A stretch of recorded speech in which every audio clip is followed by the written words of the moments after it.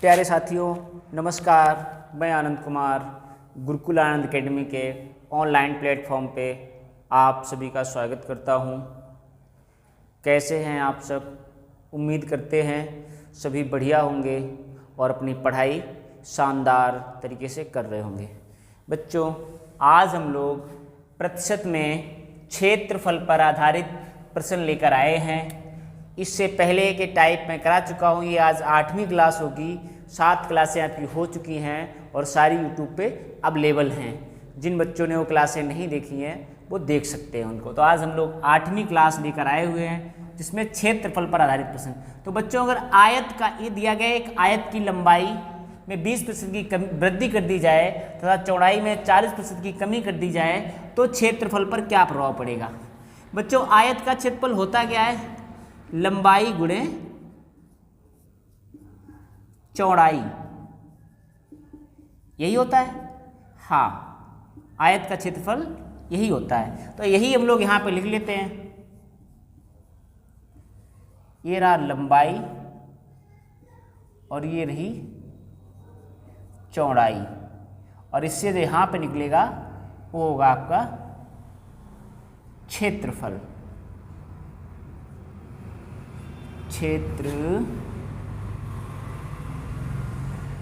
अरे रुक जा भाई, क्षेत्रफल। ठीक है। तो बच्चों क्या कह रहा है कि लंबाई में 20% की वृद्धि कर दी जाए। तो 20% के हम क्या करेंगे? पहले तो 20% का फ्रैक्शन बनाएंगे जो कितना होगा? 20% हटाया बटे में 100 लाए, काटा 1/5। मैंने आप लोगों को बताया था कि ये ओरिजिनल नंबर होता है हमेशा वास्तविक संख्या, और ये उसमें कमी कर दी जाती है। तो लंबाई जो पहले 5 हुआ करती थी अब कितनी कर दी गई है? अब 6 कर दी गई है। भाई वृद्धि की गई तो 6 कर दी गई लंबाई। ठीक है। चौड़ाई की बात करें तो चौड़ाई में क्या है? 40% की कमी कर दी गई। 40% का मतलब क्या हो जाएगा? 40/100 करेंगे जब हम लोग 0 से 0 कटा और 2/5 हो गया। पहले जो चौड़ाई 5 थी अब वो 5 से 3 रहेगी। कितनी रहेगी? 3 रहेगी। तो पहले का क्षेत्रफल क्या होगा? लंबाई गुणे चौड़ाई अगर हम करेंगे तो 5 25। अब क्षेत्रफल क्या होगा? 6 18। तो बच्चों, पहले किसी त्रिभुज का क्षेत्रफल जो 25 वर्ग जो भी मतलब मात्रक दिया जाए वो हुआ करता था, अभी 18 रह गया। तो कितने की कमी हो गई है? देखा जाए तो 7 की कमी रह गई। कितने पे कमी हो गई है? 7 की। 7 कम हो गया 25 पे। तो 100 पे कितना कम हो जाएगा? 25 चौकू 100। 28% की कमी हो जाएगी उसके मूल क्षेत्रफल में। जो वास्तविक क्षेत्रफल था उससे 28% कम हो जाएगा। ये पहले का था और ये अब का है नया। ठीक है। सभी को समझ में आया होगा उम्मीद करते हैं। फिर एक बार देखिए भाई, आयत का क्षेत्रफल क्या होता है? लंबाई गुणा चौड़ाई। इन प्रश्नों को क्षेत्रफल या आयतन पर आधारित जो प्रश्न होते हैं इनके लिए आपको सूत्र आने चाहिए। अगर सूत्र आपको आता है तो बहुत आसानी से हो जाएगा। देखिए इसी तरीके से हमारा दूसरा प्रश्न, एक आयत की लंबाई में 10% की वृद्धि कर दी जाए तथा चौड़ाई में 15% की वृद्धि कर दी जाए तो क्षेत्रफल कितने प्रतिशत बढ़ेगा? जाहिर सी बात है क्षेत्रफल बढ़ेगा ही। तो ये हो गया लंबाई और ये हो गई चौड़ाई इज इक्वल टू, इसको बोलेंगे क्षेत्रफल। लंबाई गुणे चौड़ाई बराबर क्षेत्रफल। तो लंबाई पहले हमारी क्या थी? ये पहले और ये रहा अब। लंबाई में 10% की वृद्धि कर दी गई तो 10% की फ्रैक्शन बच्चों निकालेंगे कितना होता है? आप लोग सब जानते होंगे कि 10/100 करेंगे 1/10। पहले जो लंबाई 10 हुआ करती थी अब कितनी रह गई? अब 11 हो गई है।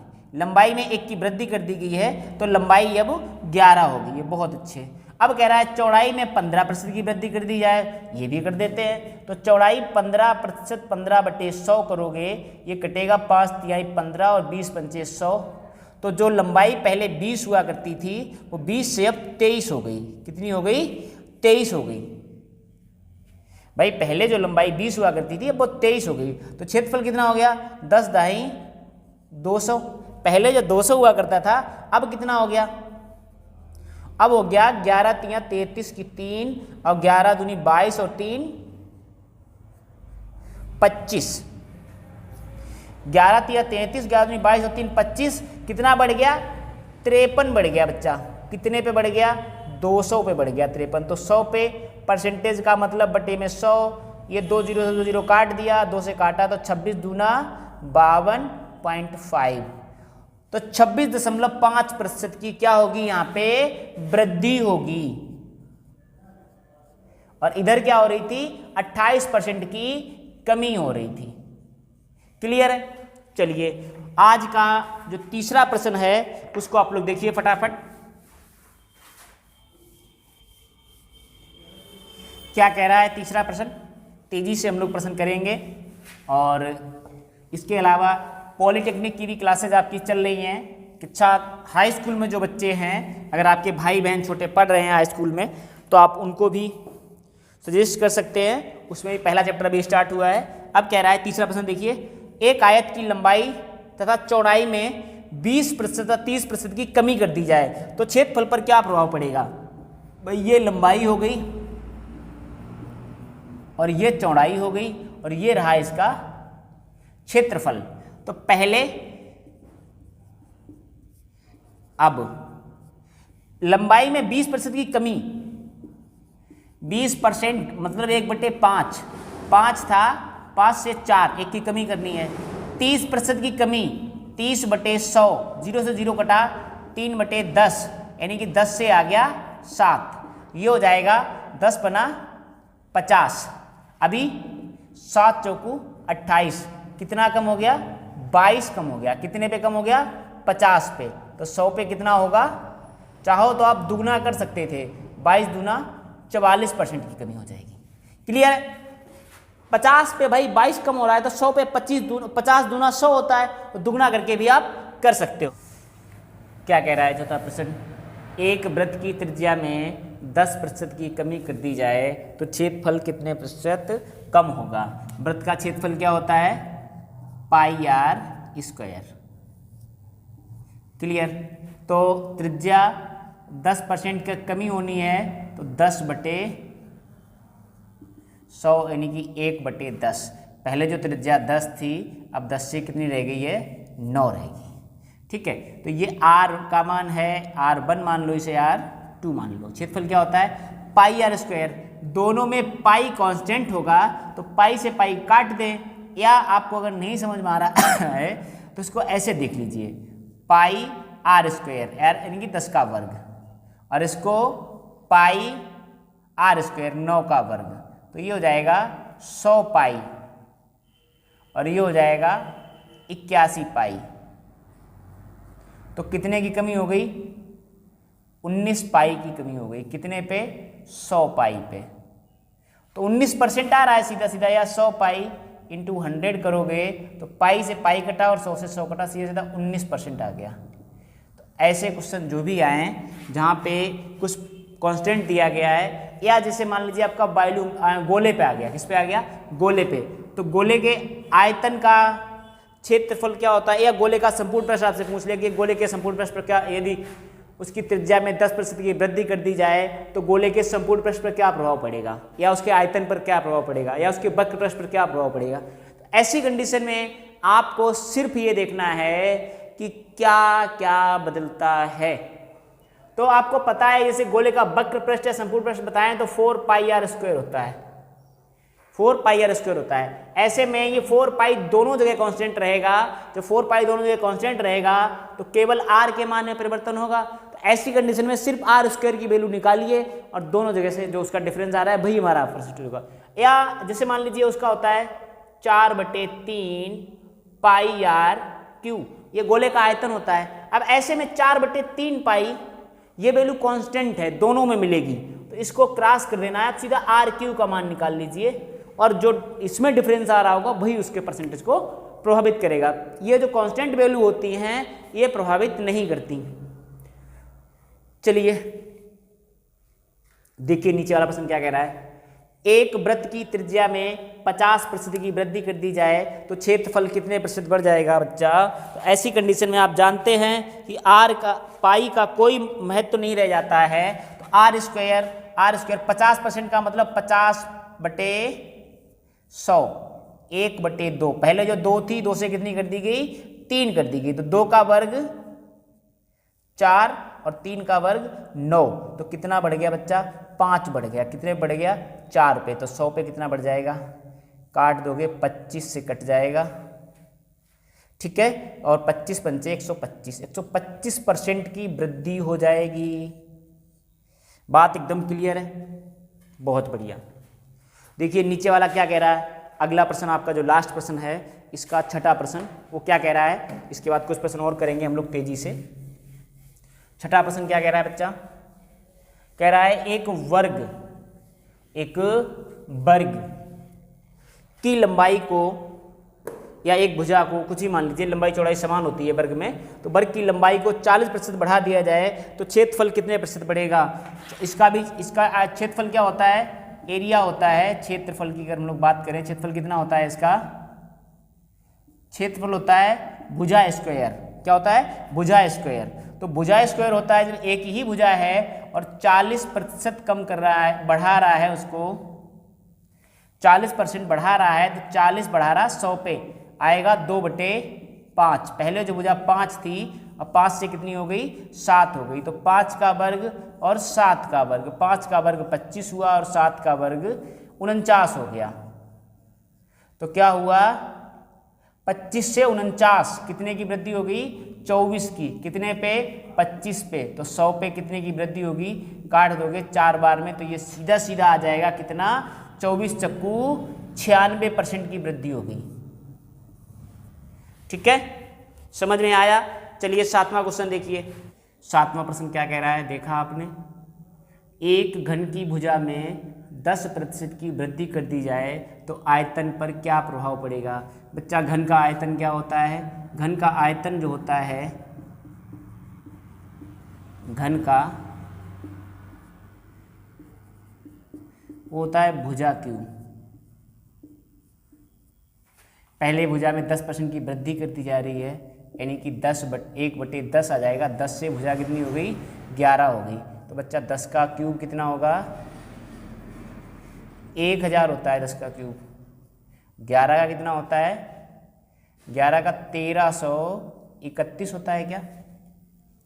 हाँ, 1331 होता है। 11 का जब आप क्यूब करोगे तो वो 1331 होगा। तो कितने की वृद्धि हो गई बच्चा? 331 बढ़ गया। कितने पे बढ़ गया? 1000 रुपये। तो 100 पे कितना बढ़ेगा? 2 0 से 0 काटा, 33.1% की वृद्धि होगी। होगी कि नहीं? बिल्कुल होगी। 8वां प्रश्न देखिए आप, क्या कह रहा है।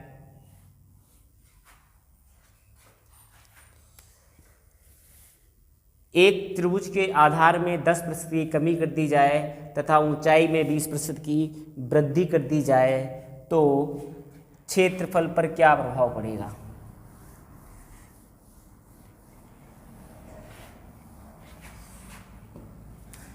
एक त्रिभुज के आधार में त्रिभुज का क्षेत्रफल होता क्या है? त्रिभुज का अगर हम क्षेत्रफल की बात करें तो होता है 1/2 आधार गुणे ऊंचाई। यही होता है? बिल्कुल ऐसा ही होता है। अब ऐसे में ये 1/2 कांस्टेंट है, इसका कोई मतलब नहीं रह जाता है, सिर्फ आधार और ऊंचाई। तो भाई पिछला वाला आ जाएगा, लंबाई ऊंचाई था, यहाँ आधार गुणे ऊंचाई बराबर आ जाएगा क्षेत्रफल। तो आधार में 10% की वृद्धि की गई, मतलब 10 से 11 हो गया, और ऊंचाई में 20% की कमी की गई, मतलब 5 से 4 हो गया। भाई 10% की फ्रैक्शन आपको अब तो याद हो ही गई होगी। 1/10 और 10 से 11 हो गया और 5 से 4 हो गया। तो ये शुरुआत में 10 बना 50 था, जो कि 11 चौकू 44 रह गया। तो कितने की कमी हो रही है? 6 की कमी हो रही। 50 पे 6 की, तो 100 पे 6 दूनी 12, भाई दुगना हो रहा है, या 6/50 गुणे 100, 12% की कमी हो रही है। क्लियर है? बहुत अच्छे। चलिए नेक्स्ट प्रश्न देखते हैं हम लोग, जो आज 9वां प्रश्न है, तेजी से।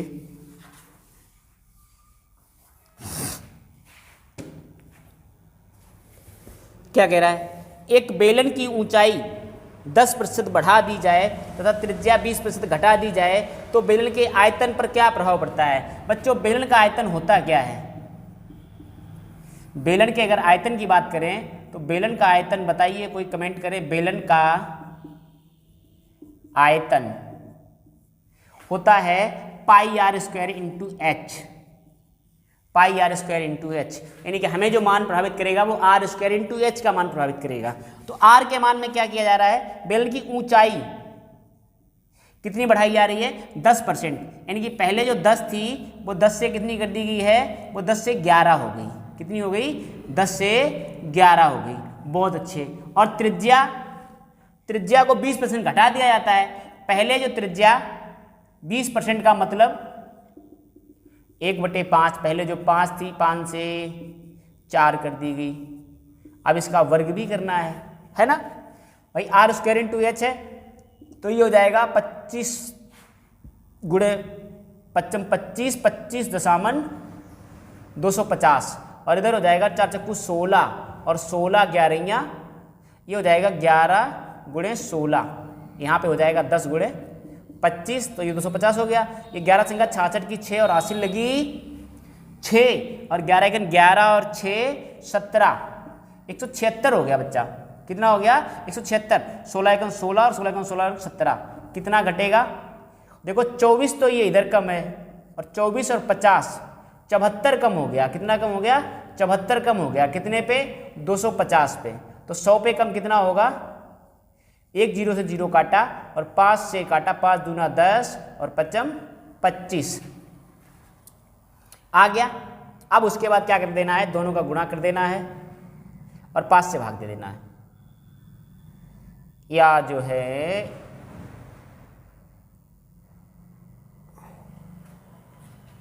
हाँ 4 दूना 8 और 7 दूनी 14,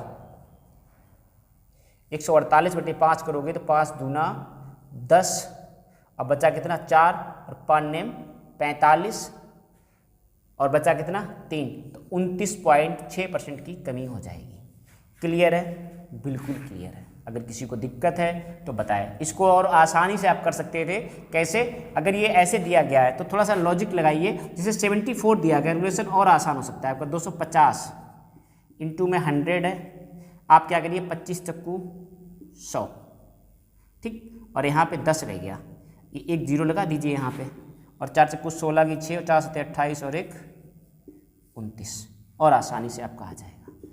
तो छोटे छोटे लॉजिक लगाने से बड़ी बड़ी समस्याएं सॉल्व हो जाती हैं। 10वां प्रश्न क्या कह रहा है? एक गोले की त्रिज्या में 20% की कमी कर दी जाए तो संपूर्ण पृष्ठ कितने प्रतिशत कम हो जाएगा? तो संपूर्ण पृष्ठ कितने प्रतिशत कम हो जाएगा? गोले का संपूर्ण पृष्ठ क्या होता है? 4πr²।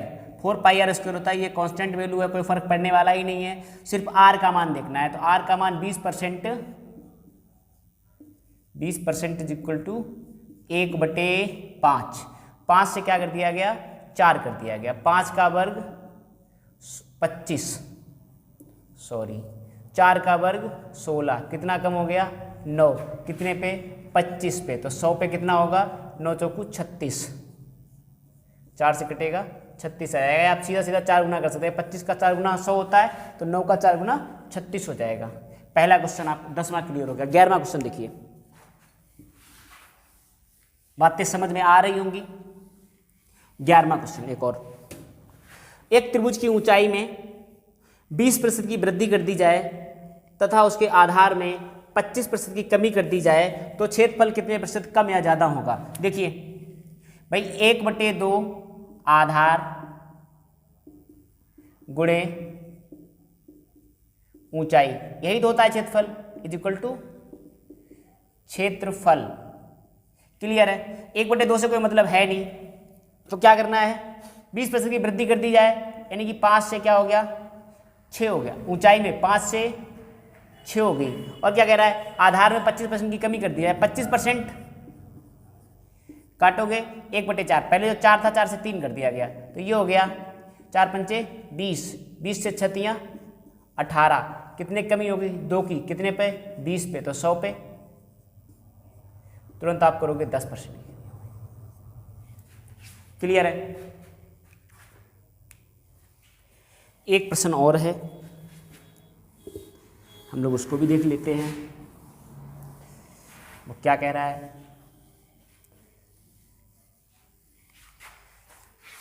कह रहा है बेलन की ऊंचाई 20% कम कर दें तथा त्रिज्या 25% कम कर दें तो आयतन पर क्या प्रभाव पड़ेगा। बच्चों आयतन क्या होता है बेलन का,